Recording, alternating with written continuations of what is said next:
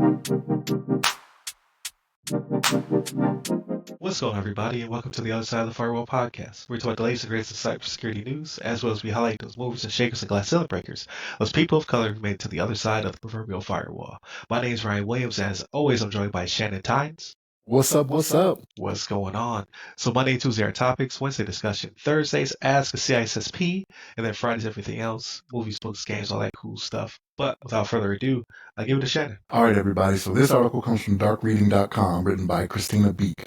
And the title of it is, With AI's Help, Bad Bots Are Taking Over the Web, right? So for all the good we see out there when it comes to AI, there's also the bad as well, right? So, and they're becoming increasingly difficult to detect, right, is what they kind of go over in this article, right? And it's because of the how do I say this? The speed at which AI is getting better. I'm trying to figure out a way to say that to where it sounds right, but it's making it harder to realize that there are bad bots out there, right? So everybody just assumes, oh, I can look something up on one of these AI LLMs and get what I need.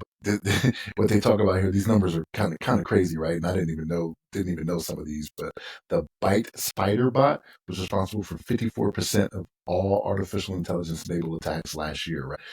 ByteSpider bot I was not aware of, right? But the one that was at the bottom of the list was the one I figured would be at the top, right? So they talk about ByteSpider bot being 54%, right? What was the other one here? Applebot is the other one at 26%, right? Bot 13%, and ChatGPT user bot was at 6%. And ChatGPT I thought would be the one that was at the high end there, right? Because ChatGPT gets a lot of run out there, but not so much. It's at the bottom according to this, right? So, and this is Thales Impervis 2025 Bad Bot Report. It's actually called the Bad Bot Report, right? And it says that 37% of all internet traffic is conducted by bots, right? That's a 5% increase from 2024. So I can only imagine it's only going to get higher and higher and higher, right? Because of the prevalence of it. Like there's even people I know at work, right, that are just like, you can ask them something. Whenever we're in a facility that we can have them, they'll look at their phone and they subscribe to ChatGPT or whatever it may be, right? And they're like, oh, here's the answer according to ChatGPT. And I'm a little cautious, right? Like doing the podcast, I'm like, I know that ain't always accurate, right? Right. Bad information in can be bad information out. It's getting to the point where it's impossible to Google something without it being an AI answer. But Yes. it has sites and sources, and so they do their best. But it's just like Wikipedia.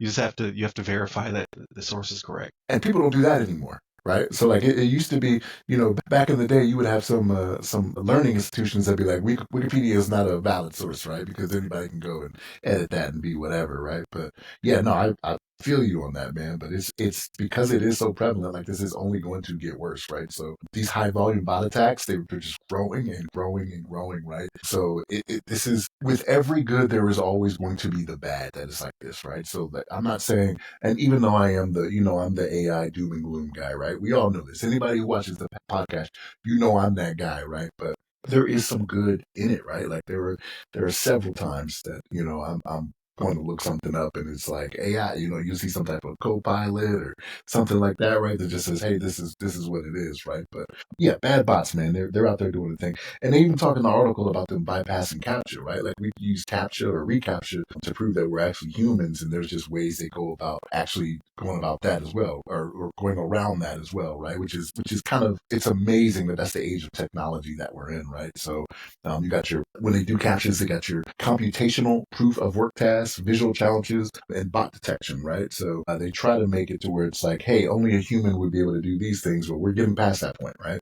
We're getting to the point where bots are getting better and better, and they're seeing them more often, right? Because everybody's doing it. So it's learning from what is being input into it and from what it's seeing by being web crawlers, right? And seeing what's out there. But yeah, man, the bad bots, man, it's like, it's something to watch out for. But we've talked about it before, about poison in, poison out type stuff, right? So you should be keeping an eye on some of these things anyway, but it's getting harder and harder to differentiate between automated threats and real users out there. And AI is what's caused that to happen. But Ryan, what's your thoughts on this, man? Several.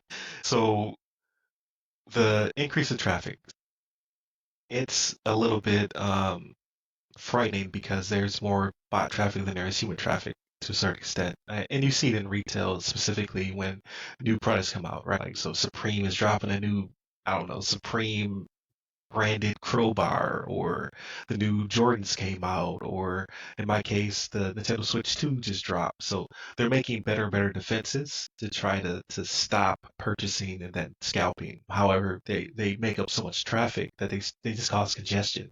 If they can't get in, they cause a DDoS type effect. So either way, they're impacting your ability to purchase and then hopefully keep, if you're, not a scalper. But again, we talk about people. Everyone has to have a job, and some people's jobs are annoying to the rest of us. But the other part of that is just the increase in intelligence with them, because yeah, they're able to now see and then figure out simple tasks. So just like I can see, I need to click these squares because this is a road crossing, or this is a motorcycle. Like, it's getting better and better. It's pretty scary. But there's been cases where they did testing where they had, it was like a chat bot of some sort. It might have been ChatGPT, I'm not sure, but it was intelligent enough to figure out that it could not check the box, so it contacted a person to then check the box for it. So it will social network human beings. But then with that, to speak of the social networking aspect, I don't argue with anybody online pretty much ever, but definitely not anymore, because a lot of those users are not real people. They're just there to cause agitation, whether it be from a state actor trying to,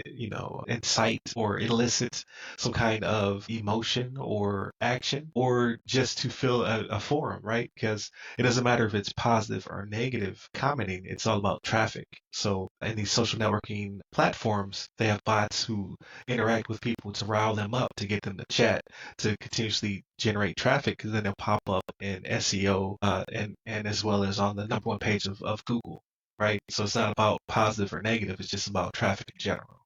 So they're using people's psyche against them. So if you ever see someone about to or someone trying to engage with you in a forum, like I say out in the comments anyway, but they just seem to be too responsive, it probably is not a real person, right? They're sending you paragraphs in seconds. Arguing with you, it's probably not a real person. They're just there to generate traffic.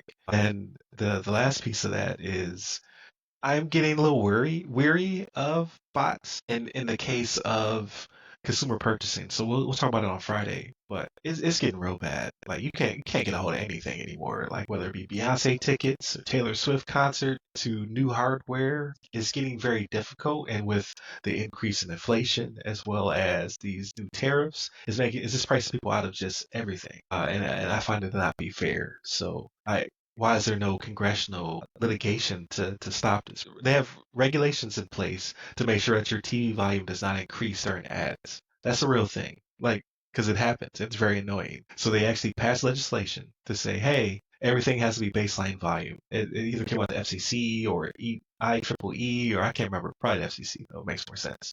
Where you cannot boost volume for ads to catch people's attention because it's annoying as hell. You mean to tell me there's no legislation to stop scalping?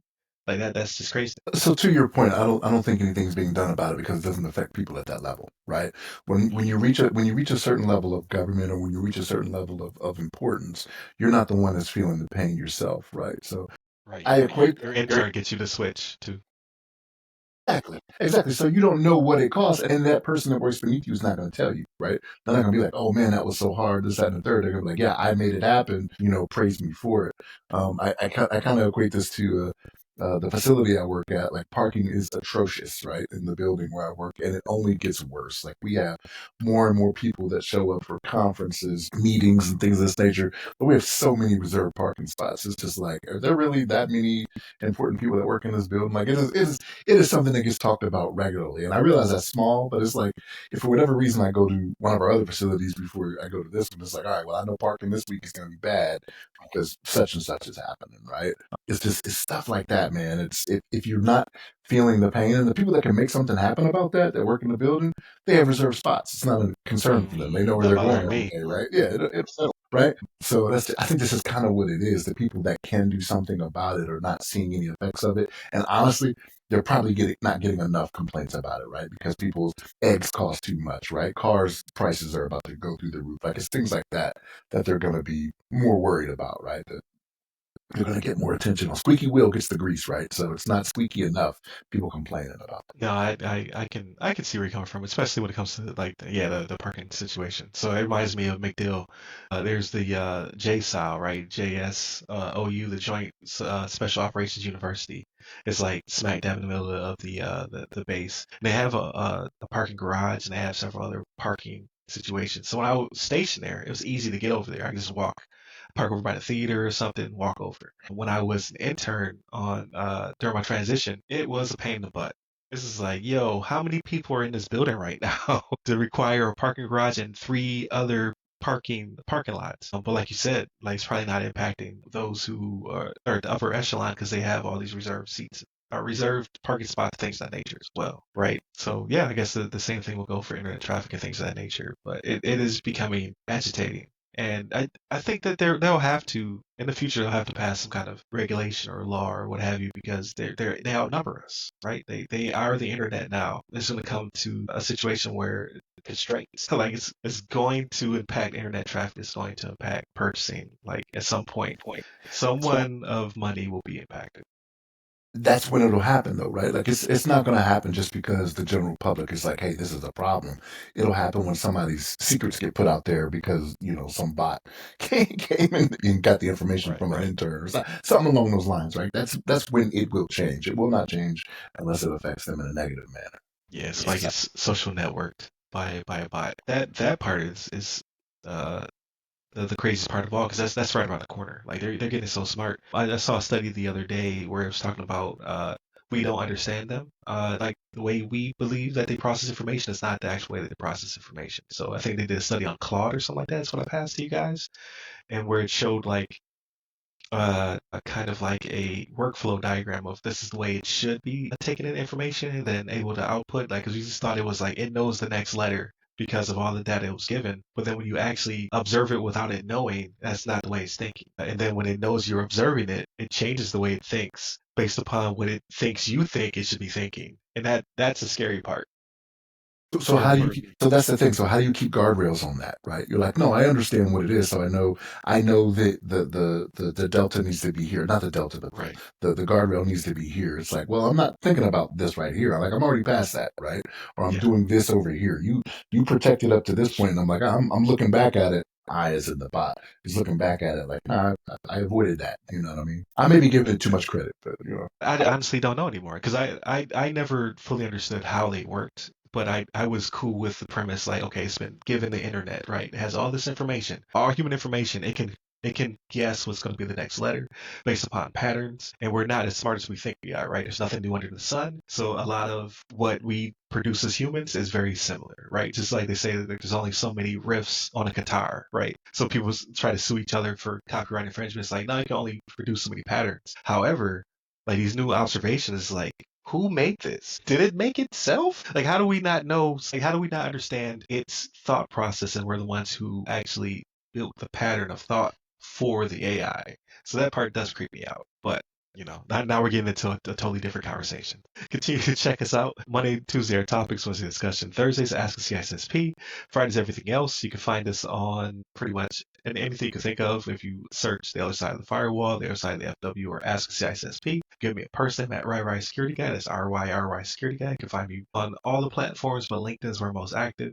Stay safe, stay secure.